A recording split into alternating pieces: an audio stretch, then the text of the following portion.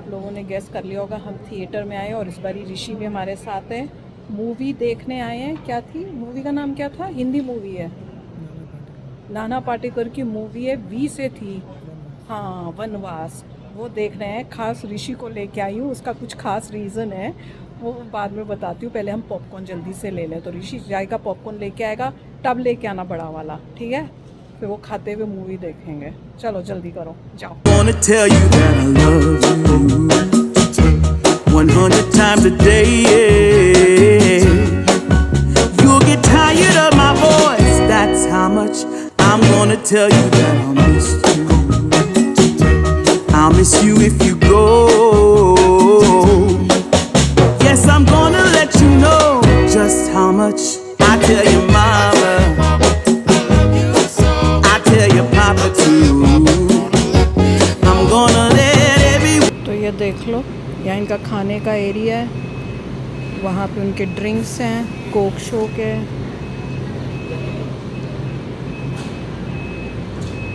ये देखो टब के अंदर पॉपकॉर्न डालकर दे रही है।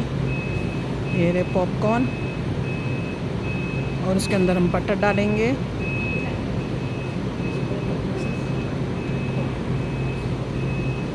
ये हमारे पाव ऋषि बटर डालना है। एक खाने दे, खाने दे। बटर कहाँ है? वो रहा, यहाँ पे बटर है।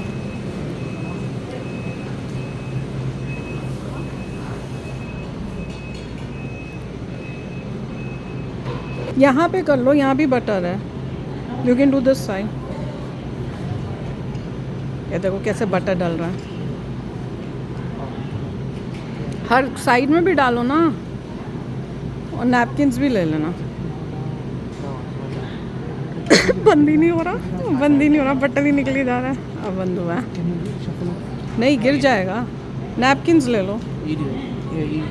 मैं तो नहीं कर रही शफल भैया। ये देखो, ये बटर वाले पॉपकॉर्न है, एक्स्ट्रा बटर। आ हा हा,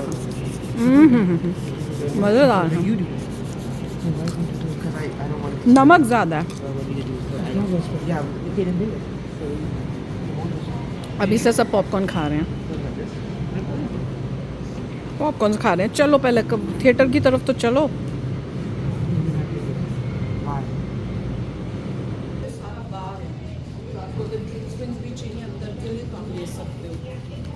चलो देखते हैं, मुझे नहीं पता कहाँ पे जाना है।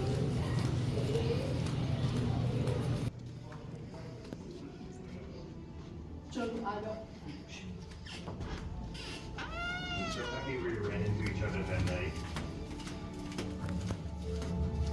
I never would have guessed that 2,619 days later, we would be standing here today, getting ready to get married ये together. थिएटर है, छोटा वाला थिएटर है। ऋषि ने भी ये थिएटर नहीं देखा होगा। Family and friends of Diane and Chris. Welcome to their wedding ceremony this evening. हमारी तीन कौन सी है? ये एक दो तीन, ये एक दो तीन, ये तीन है। Chris, हैं? as the years pass, you will cherish each other, share plenty of laughter, and grow older and wiser, side by side. Can't wait to see where life takes us from here, side by side.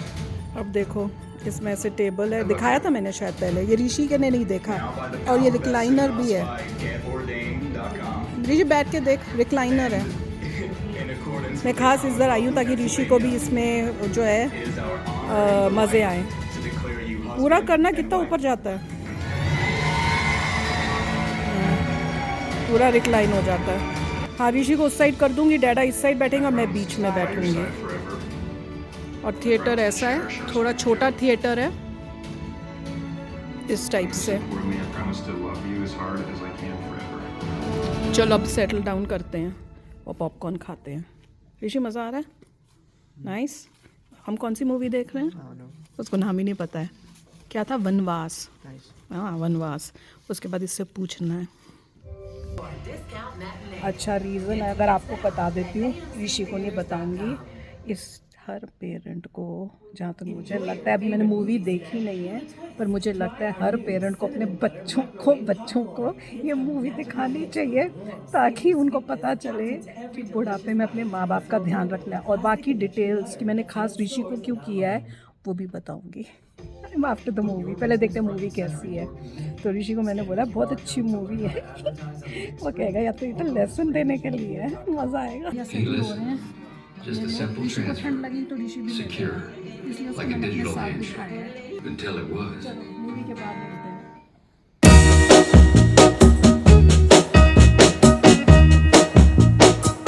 I'm gonna tell you that I love you 100 times a day.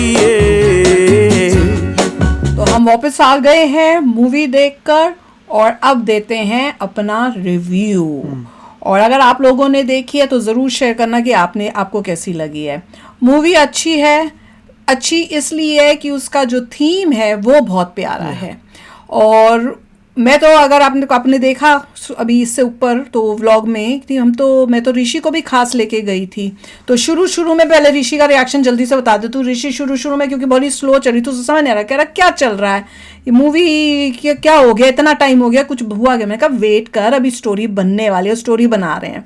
तो उसके बाद उसने बड़े ध्यान से देखी और उसको फील हुआ और उसने उस फीलिंग में मुझसे हंसते हुए कहा कि माँ मैं तो तुम्हें सीनियर होम में डालूंगा, पर पहले ना तुम्हारे ब्रेन का पता नहीं कौन सी चीज़ है वो निकाल दूंगा, जिससे मेमोरी नहीं रहेगी कि क्या हुआ है फिर मैं भेजूंगा पर मेरे मतलब बच्चे तो ऐसे करते ही हैं ना वो, पर अंदर से लग रहा था कि उसको फील हुआ है।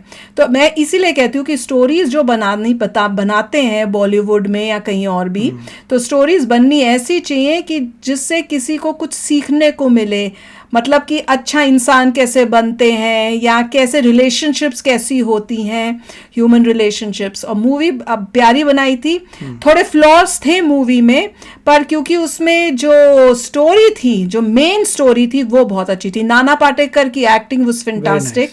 और आप बीच बीच में इमोशनल भी हो गए, हमारे पीछे वाले तो रो भी रहे थे ऐसे लग रहा है। और मेरे केस में मुझे एक दो जगह पे भी मुझे भी रोना आया था, पर मैं इतनी इमोशनल नहीं हुई क्योंकि मैं कंपेयर कर रही थी मुझे इस मूवी के साथ वो कौन सी मूवी थी, वो कौन, हेमा मालिनी और अमिताभ बच्चन की बहुत पुरानी मूवी थी, बागम बाग या ऐसे करके कुछ नाम था, बताना क्या नाम था। तो मैं उससे कंपेयर कर रही थी, तो उसमें इसमें एक फ्लॉ ये मुझे लगा था कि भाई वो स्टोरी जो मेन स्टोरी है उससे डिविएट हो जाते, उससे हट जाते हैं बार बार। तो वो जो कनेक्शन होता है ना वो लूज हो जाता है कि आप दिखा रहे हो, रोमांस दिखा दिया उसका हीरो और हीरोइन का, या कोई और साथ में स्टोरी थोड़ी डाल दी, तो उससे क्या होता था जो आप इमोशनली कनेक्ट हो रहे होते हो स्टोरी से कि देखो कैसे फादर के साथ हो रहा है, वो डिसकनेक्ट हो जाते थे आप लोग। पर मैसेज बहुत प्यारा था। देखिए जब मेरे ख्याल से अनिल शर्मा जी ने बनाई है और उन्हीं ने लिखी है, डायरेक्ट किया और प्रोड्यूस किया है। अच्छा, अरे वाह। लिखा था कि Anil Sharma written, directed and produced by him. तो वो इंटरेस्टिंग बात थी। इसमें थीम अच्छी थी, दिखाया भी अच्छा है, बनारस का भी दिखा दिया। हाँ, बनारस बड़ा अच्छा लगा। और दिखाते हैं ऐसे काफ़ी लोग ऐसा करते हैं, इनका ये कहना है काफ़ी लोग ऐसा करते हैं और ये होता रहता है। और फिर दिखाया हिमाचल की सीनरी, पूरा घर वर, दैट वाज इंटरेस्टिंग। तो काफ़ी वो दिखाया। साथ में इट वाज इमोशनल, काफ़ी लोगों को लगेगा कि दिल पे छुएगी मूवी जो ध्यान से देख रहे हैं कि इट इज़ अनफॉर्चुनेट क्या किया, मगर फोकस पूरा नाना पाटेकर पे ही था from starting till the end. Basically he was there everywhere और उसमें दिखा रहे इमोशन क्या हैं। और कुछ ये भी था कि सडनली जब वापस आया थी मेमोरी, तभी उन्होंने बोला भी था कि दे ऑल्सो डोंट नो कि सडनली मेमोरी कैसे वापस आया। कहते थे शायद महादेव का ही वो चमत्कार, भगवान का चमत्कार था, क्या था। But it was a good movie in the sense कि देखे एक्ट्रेस न्यू है, एक्टर भी न्यू है, तो वो दोनों लोग न्यू हैं। फिर उन्होंने जो सपोर्टिंग एक्टर्स लिए हैं काफ़ी अच्छे थे, देवर एस्टैब्लिश एक्टर्स है। सपोर्टिंग एक्टर्स वर गुड, उनकी एक्टिंग अच्छी थी। Overall acting was nice. देखिए जो लोग आ रहे हैं एक्टर एक्ट्रेसेस, उनकी शायद फर्स्ट या सेकंड मूवी होगी तो उनको इतना एक्सपीरियंस नहीं है, but did a good job looking कि वो बिल्कुल न्यू है उस चीज़ में। बिल्कुल। और स्टोरी अच्छी बनाने का उन्होंने बहुत अच्छा कोशिश किया है। और आपको फील होएगा कि भैया 3 बच्चे और माँ बाप ने इतना प्यार उन 3 बेटों को दिया और was बेटे unimaginable. ऐसे घटिया निकले पैसे के लिए। पैसे के लिए इतने भूखे कि अपने माँ पहचान गई, माँ को पता चल गया था मेरे बच्चे कैसे हैं। लास्ट मिनट में नहीं, अब मरने से पहले चिट्ठी लिख के गई थी कि भाई ध्यान रखना अपने फादर का, मुझे पता है कि तुम किस टाइप के हो। पर बच्चों ने कुछ और फादर इतना कि भैया देखो मेमोरी भी चली गई तो अभी अपने बच्चों की फिक्र कर रहा है। वो इस दिखा रहे थे कि फादर जो है, पेरेंट्स जो है, जब वो बच्चे छोटे थे तो किस तरह से उनका ध्यान करें, बच्चे गुम गए तो कैसे मेले में वो फिक्रमंद हो रहे हैं और इधर उधर ढूंढ रहे हैं, और जब बच्चे बड़े हो जाते हैं तो कैसे फादर को मेले टाइप में ही छोड़ के जान पूछ के चले जाते हैं, जबकि पता है कि फादर को मेमोरी का प्रॉब्लम है। तो वो बहू इतनी गंदी उनमें से एक कि उसकी दवाइयां ही जो छोटा बेटा उसी की बीवी जब वो कहता है कि नहीं ये दवाई तो मेरे फादर की तुम रख दो, उसके अंदर हम छोड़ के जा रहे हैं, तो बहू इतनी गंदी कि वो मेडिसिन भी निकाल देती है कि नहीं मेमोरी याद आ गई तो कहीं वापस घर ना आ जाए।